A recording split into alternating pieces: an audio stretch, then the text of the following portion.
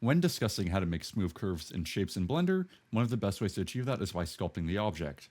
And where edit mode allows us to manually move vertices around, sculpting allows us to apply certain effects in great or small amounts. And for example, if I wanted to smooth out or flatten a large region of an object, sculpting tools will allow us to do that very easily because they're quite literally tools just for just for smoothing and flattening out objects. So the first thing I'm going to do is get rid of my object, get rid of my cube, just because it doesn't have enough vertices for me to really show what's going on. I'm going to delete this. I'm going to go to Add, Mesh, and then take a UV sphere. And after this, after you have your object, you're going to want to go to the Sculpting tab is right after modeling, right before UV editing. Now, once we're here, we have a really large array of tools. What I'm going to be going over is the Blob tool, the Smooth tool, the Grab tool, and the Flatten tool. So what the Blob tool does, first of all, is it creates a little blob on your object, and you can choose it to either add or subtract, really depending on whichever one you need.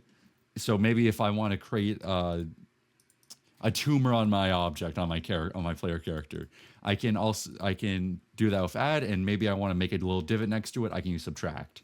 Now maybe I've done this a little too much. Maybe now it looks bad. I can go to the Smooth tool, and then I can smooth out the object. So now it's a little bit nicer. Now you can see, oh, this looks like it could be actually a part of the character. It doesn't look super unnatural.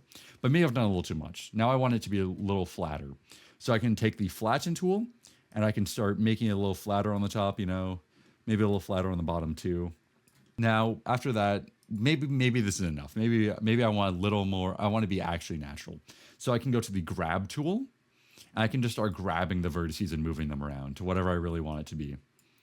And these are kind of the super simple tools, super easy, intuitive ones. You can use any of these, but of course, I think these are the easiest to start with. I think if you're learning sculpting, I would use these tools, get really good with them, and then you can, of course, you don't have to, but it's like, I don't know, I found these to be super good. I've used them in almost every project I've done just because they're super easy to understand. I can visualize what they're going to do to my object, and that's really kind of all you need to know for doing the super basics of sculpting.